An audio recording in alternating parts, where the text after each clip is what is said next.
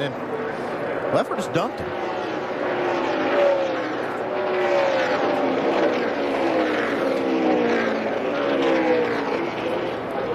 And there's J.D. coming in. Wow. Yeah, by Morgan Shepherd. Up until this moment, Elliott Sadler was the only driver running at the finish in all 32 races of 2011. Unfortunately for Elliott and his fans, that string's over. That tells it all right there.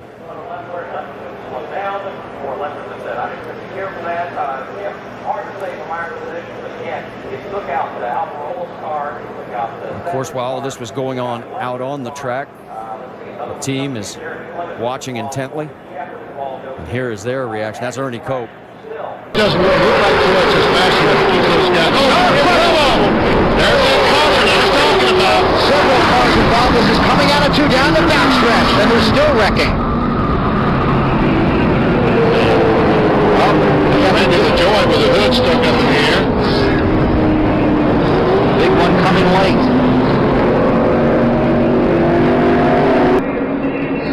Listen to 30, LaJoy and the Dollar General They were all going to the middle, it looked like, and got hit by John Wood in the 47 car and just turned around. Justin Labonte in the 44. Denny Hamlin, the 20 car, just pushing the 47 down the racetrack. Boy, Denny Hamlin had a rough start and a rough finish to this race. And back here, Regan Smith and Jason Keller. Regan Smith in the 58, Jason Keller in 30. That's John Wood in the 47. See by John Wood. Wow, all these guys behind just had nowhere to go. Ashton Lewis at 25, he's not going to get through that, is he? And Bliss was in front of the wreck and still ended up in it. And you can't see anything at this point when you're behind that wreck with all the smoke. I believe Ashton Lewis got through that wreck somehow. Looks like I don't. It may have started with a Eichler maybe in the 15. May have gotten the back of Buescher. It's hard to tell there. It was just they were all just seized up there. It's so hard to tell there because it's like the 11's being pushed the whole way. Like it almost wasn't under power. I don't know. I'm sure that's not the case, but boy, it looked like somebody had a problem right there, and it definitely messed up a lot of people. Oh yeah, I mean you can see that was the 15 of Brian Eichler who ran right into the truck in front of him. But I'm not sure he wasn't pushed. It looked like maybe the 29 would also.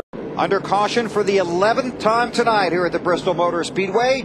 Jamie McMurray was running second. He was part of it, and this took a long time. Yeah, it really did. The 19 car gets loose. No caution yet. Then Bernie Lamar gets around. Then these guys just start spinning.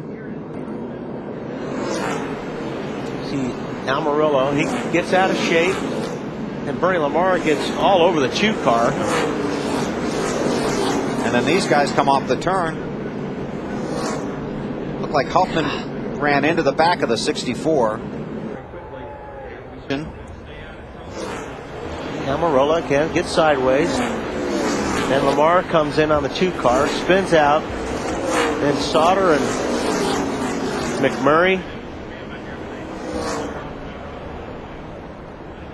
Sauter took a pretty good hit right behind right in the left rear of his car. There you see the. Oh, he wiggled. Here comes Biff on the high side. Oh, look out! Oh! This is going to be big. Keselowski Watch your mirror. survives it, but the 18 of Denny Hamlin does not, and neither does Biffle. It's a very vulnerable spot. Greg Biffle puts himself in, but he's going for the win. We're talking about 9 laps to go in this race, and Biffle is trying. Yeah, he's just trying, and you can see Denny Hamlin was having to use the whole racetrack to get out of that corner without getting out of the throttle. He's going to be able to clear the 88, but he didn't know that Greg Biffle had come up on his outside. Look at the move Keselowski makes to stay out of this, though. Oh, we got him trouble here. Tony Stewart's around with Reed Sorensen. 3-wide battle that went bad. Damage on the right side of the 14 car that will bring out caution for the second time. It looks like Stewart has a lot of damage. He can keep going. His problem is he's getting left right there. No, they just got a big tire mark down the right side. That was my fault, guys. Here we go, Tony down the inside. You could just see that he got loose trying to get there. He was trying to let his car roll really fast and maybe clear both of those cars out of turn 4, but he got sideways and into Reed Sorensen. Even the best make mistakes sometimes. Yeah, and Stewart's in the position where he can be a little more aggressive tonight, but that might just be going a little too hard. That was taking it over the edge there. Caution on the backstretch as collision as Eric Darnell is involved in this one, and the 39 as well of Eddie McDonald, the second time that he has been involved in a crash. And I don't know if he's going to be able to make it back to pit road, but yeah, he's limping away.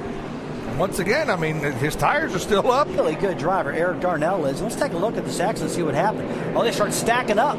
Nowhere to go. Starts getting out of the throttle. Oh, back into that 29. And Randy, look how much. Oh, there's the damage. Out front, it's Stacy Compton winning the battle off of pit road. Halfway is being shown to the drivers. Problems on the front stretch. The smoke all across the front stretch, and that bottles up a couple different trucks. James Busher, T.J. Bell.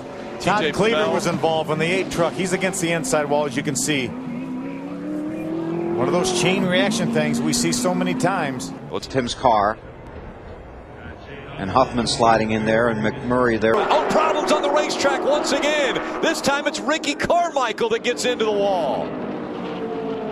Our third caution of the day, and it's Carmichael that makes contact with the outside wall. A lot of damage to the right rear of that truck. Which he has, it's not going to happen. You see him on the inside. He gets loose, has to chase it up the hill. Max Pappas also spins. But Ricky makes some contact with the outside wall. But that's the case you were talking about, Rick, when we see a lot of trucks spin on mile and a half racetracks. You get on the inside, you lose that air off the spoiler. And remember, these guys may not be wide open, but they're awfully close to it, Johnny. Well, they are, and that's one of the things that Ricky is learning, is what you can and can't get away with when you do get close. You can see right there the back starts to pull around. There's no side force on a truck. And, you know, it could have been a lot worse than that. You know, he hits the wall. Yeah, it does some pretty good damage, but nobody else was involved. Nobody hits him. And the 9 looked like he got away without hitting. Well, Logano sideways. Clint Boyer barely getting by. Get rolling here. Get rolling. Looks like he might have a right rear tire down that could have caused that spin. Right at the edge of the window of making it on fuel. I don't think there's a lot of drivers that want to try to make a 55-lap run to the finish, though, on these tires. Boyer just snuck by. Wow. Just barely touches the wall there. See Clint Boyer. You have to make a decision right there as a driver. Clint decided to go to the outside. Wow. And he's sideways. What a great job. That was. Man. Nowhere to go. Ashton Bush at 25. He's not going to get through that, is he? And Bliss was in front of the wreck and still ended up in it. And you can't see anything at this point when you're behind that wreck with all the smoke. I believe Ashton Bush got through that wreck somehow.